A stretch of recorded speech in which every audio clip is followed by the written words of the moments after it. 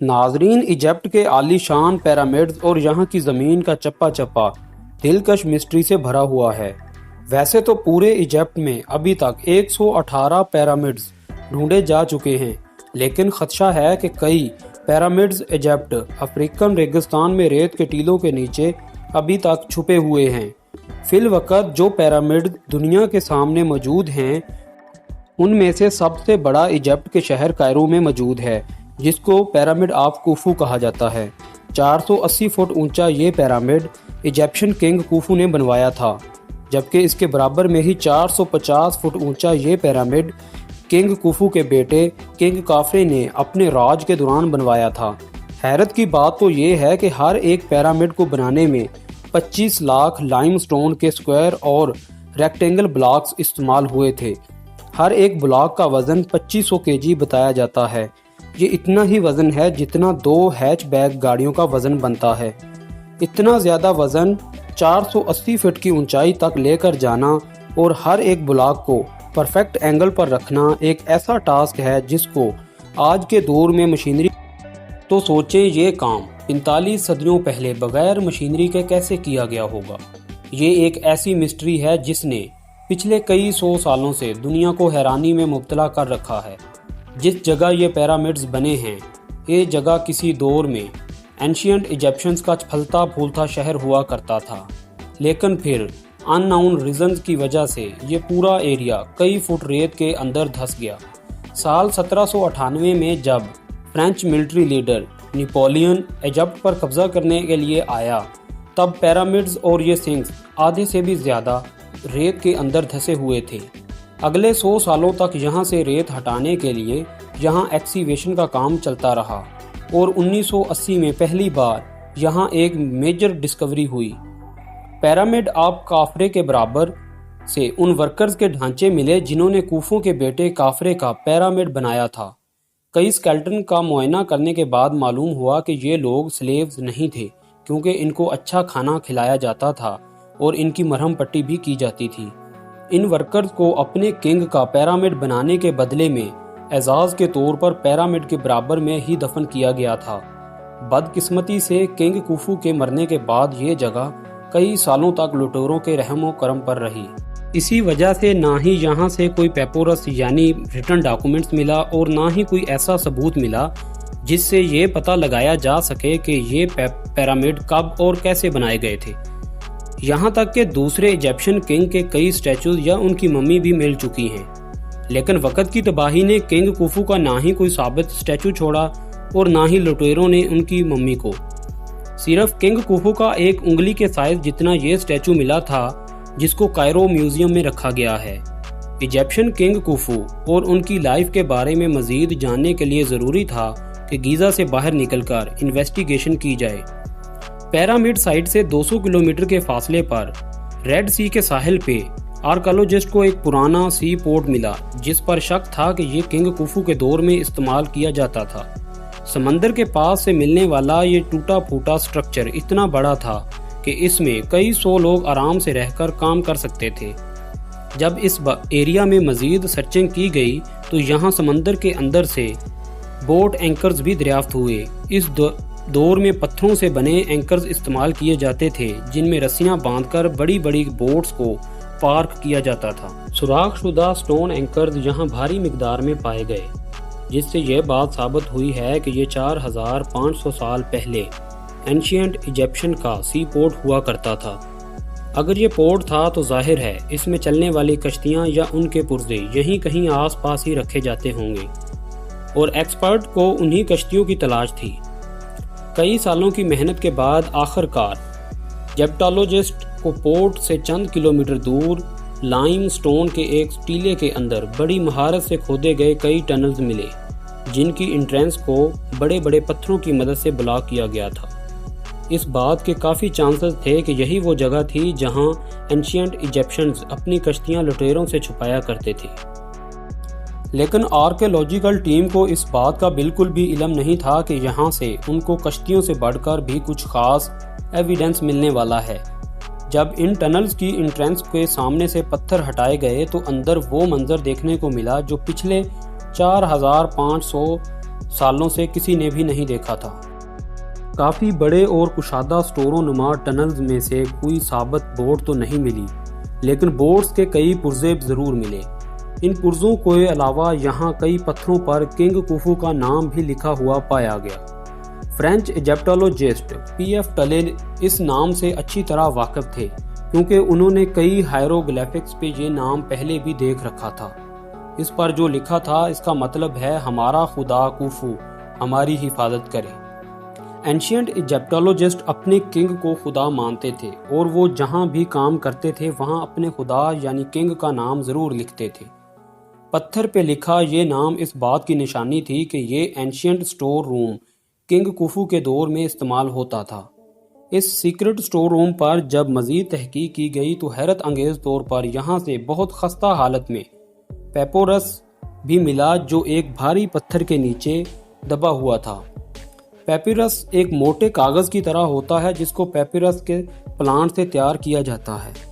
उस दौर में सारी कागजी कार्रवाई इन पेपिरस पर ही की जाती थी। इजिप्टोलॉजिस्ट और उनकी टीम जो यहाँ आई तो बोर्ड तलाश करने थी, लेकिन अब उनको एक बहुत इम्पोर्टेंट डॉक्यूमेंट्स मिल चुका था।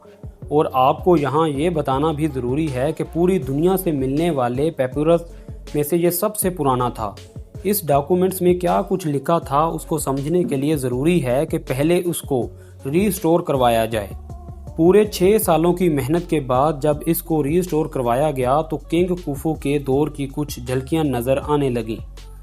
इस पेपिरस को लिखने वाला मिरर नामी एक सुपरवाइज़र था जो किंग कुफू के लिए काम करता था।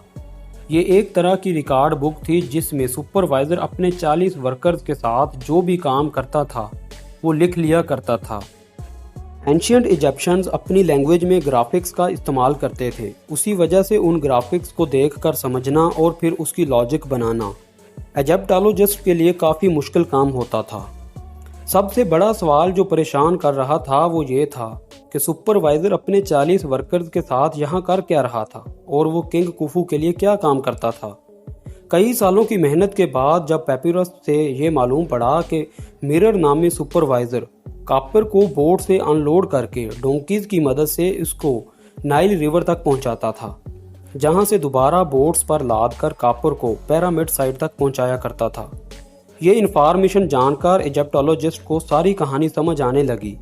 उस दौर में आयरन तो हुआ नहीं करता था, उसी वजह से मिरर और उसकी टीम बोट्स में बैठकर समंदर के उस पार साइनाई पेनिनसुला जाया करते थे।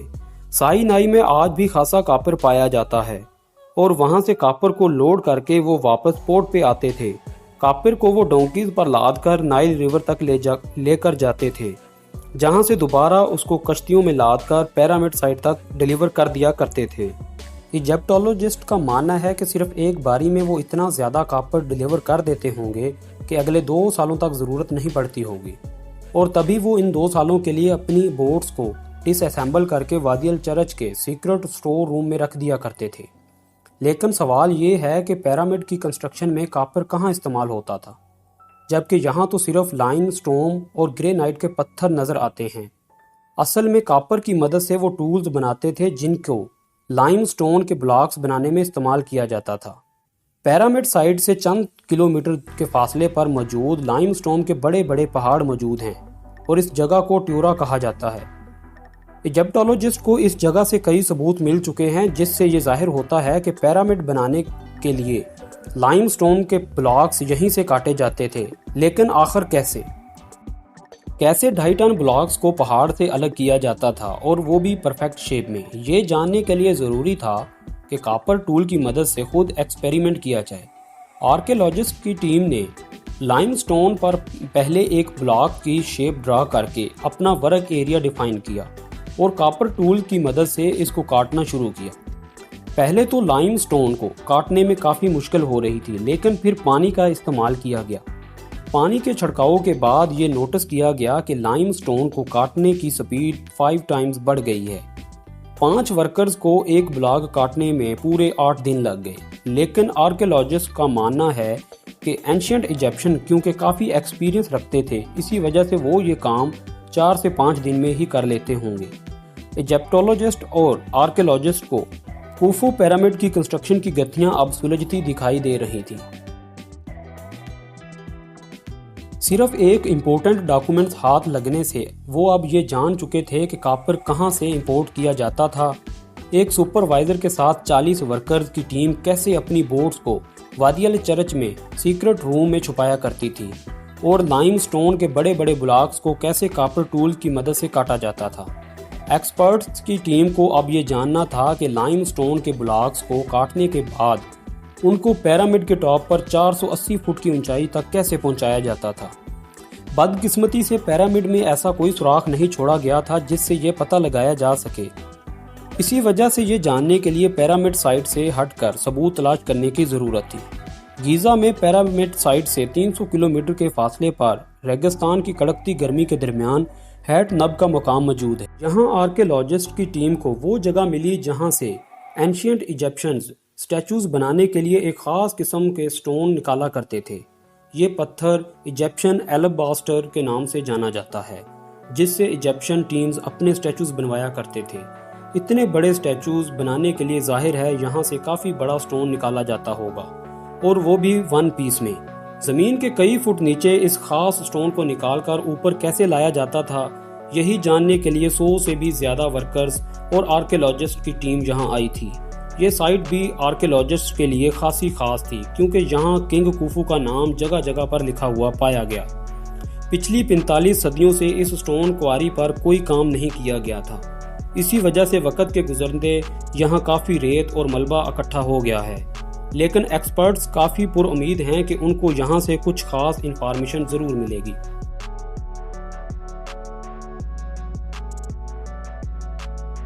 यहाँ खुदाई का काम चलता रहा, लेकिन मलबे के सिवा यहाँ से कुछ ना मिल सका। पर आखिरकार वो दिन आ ही गया जब यहाँ से पहला सुराख मिला। जमीन से कई फुट नीचे मलबे के नीचे दबी हुई स्टेयर्स और एक रैंप नुमा चीज जाहिर हुई। मजीद खुदाई के बाद स्टेयर्स पर कुछ अनोखे खड्डे भी उभर कर सामने आ गए। दोनों साइडों पर स्टेयर्स, बीच में रैंप जिसकी स्लोप 25% के आसपास थी, और स्टेयर्स पर बने अनोखे खड्डे आखिर क्यों बनाए गए थे। एक्सपर्ट्स का मानना था कि ये सब कुछ क्वारी से निकलने वाले स्टोन को ऊपर लेकर जाने के लिए ही बनाया गया था। काफ़ी सोच विचार के बाद यह नतीजा निकाला गया कि इन खड्डों में लकड़ी के तने डाले जाते थे, स्टोन का बड़ा ब्लॉक जिनको रस्सियों से बांधा जाता था, और वो रस्सियां इन लकड़ी के तनों से ट्विस्ट करती थी,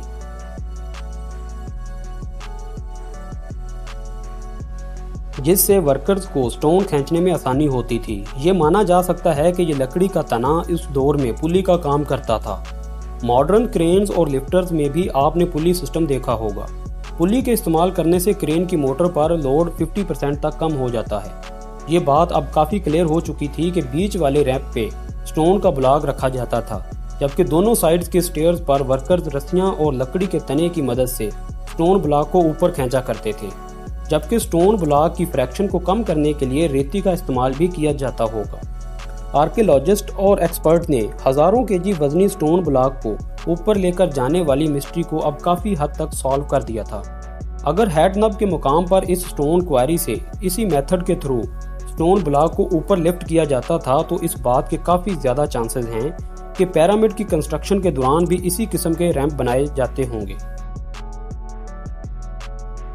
और वहाँ भी लाइम स्टोन के ब्लॉक्स को ऐसे ही ऊपर खींचा जाता होगा। नाजरीन, दी ग्रेट पिरामिड्स को बने 4500 साल गुजर चुके हैं, और पिछले 300 सालों से उन्होंने पूरी दुनिया को अलग अलग मिस्ट्रीज में उलझा कर रखा है। बेशक आर्कियोलॉजिस्ट और एक्सपर्ट्स इन पिरामिड्स के बारे में काफ़ी कुछ जान चुके हैं, लेकिन आज भी पिरामिड्स की कंस्ट्रक्शन को दुनिया की सबसे बड़ी मिस्ट्री माना जाता है, जिसको सॉल्व करने के लिए रिसर्च अभी तक चल रही है। दोस्तों, आज की वीडियो बस यहीं तक थी। अगर वीडियो आपको पसंद आई हो तो प्लीज़ वीडियो को लाइक और हमारे चैनल को सब्सक्राइब करके साथ लगे बेल आइकन के बटन को प्रेस कर लें, और साथ ही नोटिफिकेशन ऑन कर लें, ताकि हर नई आने वाली वीडियो का नोटिफिकेशन आपको मिलता रहे, क्योंकि हम आपके लिए ऐसी दिलचस्प और मालूमाती वीडियोज़ लेकर हाजिर होते रहेंगे। मिलते हैं एक नई वीडियो के साथ, तब तक अपना बहुत सारा ख्याल रखिएगा। अल्लाह हाफिज़।